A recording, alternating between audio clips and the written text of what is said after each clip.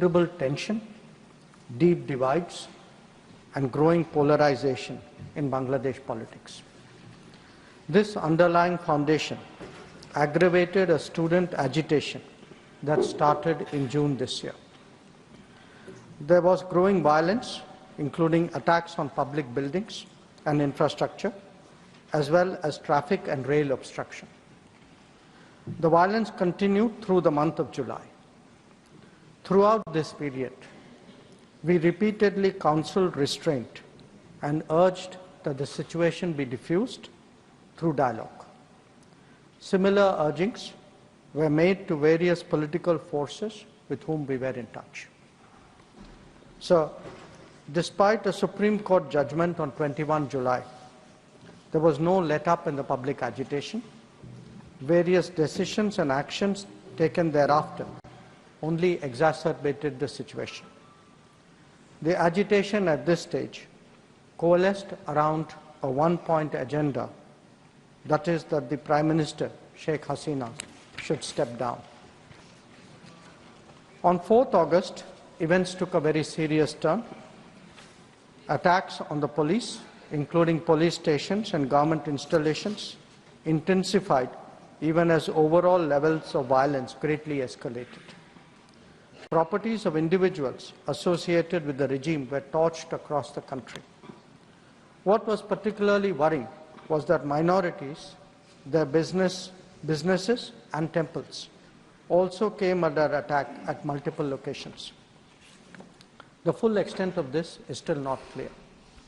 Sir, on 5th August, demonstrators converged in Dhaka despite the curfew.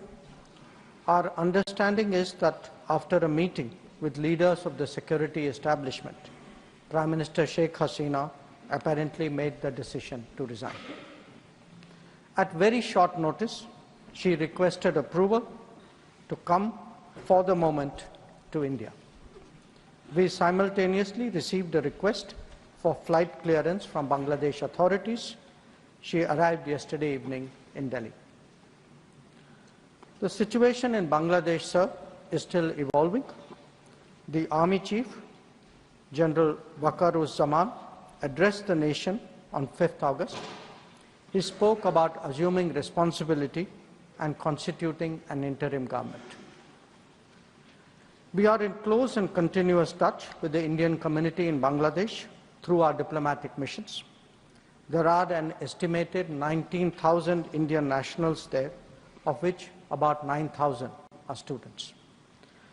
The bulk of the students, however, have already returned to India in the month of July on the advice of the High Commission.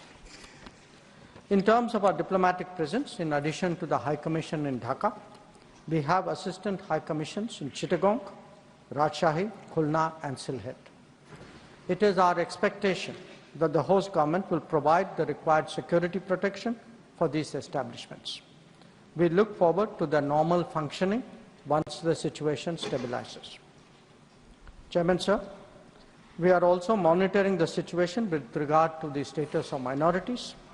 There are reports of initiatives by various groups and organizations to ensure their protection and well-being. We welcome that, but will naturally remain deeply concerned till law and order is visibly restored. Our border guarding forces have also been instructed to be exceptionally alert in view of this complex situation. In the last 24 hours, we have also been in regular touch with the authorities in Dhaka. This is the situation as of now.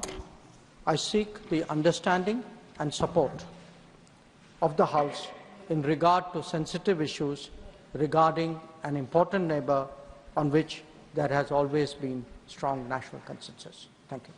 हम ढाका प्रशासन के साथ लगातार संपर्क में हैं। वहां पर तख्ता पलट हुआ है, वहां स्थिति बहुत खराब है। हिंदुओं पर हमले हुए हैं, मंदिरों को निशाना बनाया गया है। विदेश मंत्री एस जयशंकर ने कहा कि बांग्लादेश की स्थिति पर भारत नजर बनाए हुआ है, लेकिन जो सबसे बड़ी बात है, बीएसएफ को अलर्ट रहने को कह दिया गया है। ढाका प्रशासन के हम संपर्क में हैं और भारत बांग्लादेश सीमा पर पूरी चौकसी है, अलर्ट है। बांग्लादेश की स्थिति पर हमारी गंभीर नजर है और भारत किसी भी तरह की स्थिति से निपटने के लिए पूरी तरह से तैयार है। तो विदेश मंत्री एस जयशंकर ने बयान दिया है बांग्लादेश की स्थिति पर और गंभीर बात यह भी कही है उन्होंने कि बांग्लादेश में हिंदुओं पर हमले हुए हैं। बांग्लादेश में लोग सड़कों पर हैं, हिंदू अल्पसंख्यकों को वहां पर निशाना बनाया गया है, उनके मंदिरों में तोड़फोड़ की गई है, उनके घरों में आग लगाई गई है। तो ये गंभीर बात कही है यहाँ पर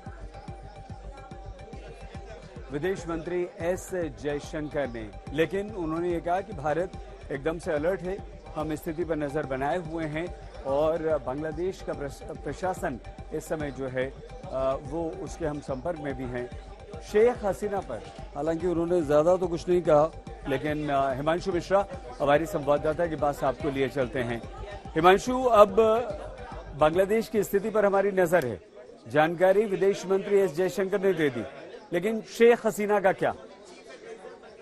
देखिए, शेख हसीना को लेकर भारत सरकार का रुख साफ है कि कुछ दिन वो जब तक उनको यूके या किसी अन्य देश से जो है उनको शरणार्थी के लिए परमिशन नहीं मिल जाती है, तब तक वो भारत में रह सकती है, लेकिन बहुत लंबे समय तक नहीं। और इसलिए सरकार ने जो है वेट एंड वॉच की स्थिति को अपना रखा है और शेख हसीना भी चाहती हैं कि वो यूके जाएं, क्योंकि उनके परिवार के कुछ लोग वहां रहते हैं, उनके बेटे वहां पर रहते हैं और इसलिए उन्होंने पहली जो अपनी इच्छा जाहिर की है वो यूके जाने की है। कल देर शाम जो है एनएसए ने वहां जाके उनसे मुलाकात की थी। 1 घंटा मुलाकात करने के बाद जो बातचीत हुई उसको ब्रीफ किया उन्होंने सीसीएस को। और अब एस जयशंकर जो विदेश मंत्री हैं उन्होंने राज्यसभा में वक्तव्य दिया है कि बांग्लादेश को लेकर भारत सरकार जो है वो चिंतित तो है, लेकिन वेट एंड वॉच की स्थिति में है। जो भी कॉन्सुलेट वहां पर है वो सारी निगरानी रख रहे हैं। 20,000 से ज्यादा भारतीय नागरिक वहां पर थे, जिनमें से 8,000 भारतीय नागरिक जो हैं वो भारत आ चुके हैं, जो स्टूडेंट्स हैं, क्योंकि विदेश मंत्रालय ने जो है वो एडवाइजरी जारी की थी। और जो 12,000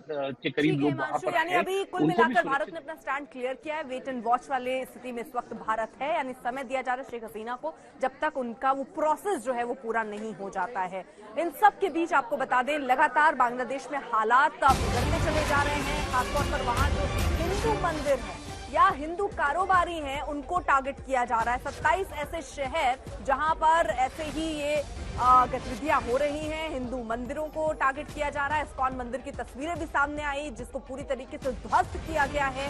वहीं दूसरी तरफ जो कारोबारी हैं हिंदू जो वहां व्यापार कर रहे हैं वो भी काफी डरे और सहमे हैं, क्योंकि हालात वहां पर बहुत ज्यादा बिगड़े हैं। लोग अपने ही घरों में कैद रहने को मजबूर हैं। हालांकि ये पहले ही जब शेख हसीना वहां पर थी तभी भी ये कह दिया गया था कि जो हिंदू हैं वो अपने घर पर ही रहे। वही देखिए किन किन मंदिरों पर हमले हुए। सबसे पहले इस्कॉन मंदिर जिसको बिल्कुल तहस नहस किया गया, काली मंदिर में भी तोड़फोड़ की गई और हिंदुओं पर कहां कहां हमले हो रहे हैं। ढाका में, बरिशाल, राजशाही, फिरोजपुर, रंगपुर, ये अलग अलग जगह, चटगांव, बोगरा, ये वो जगह हैं जहां पर हिंदुओं को टारगेट किया जा रहा है।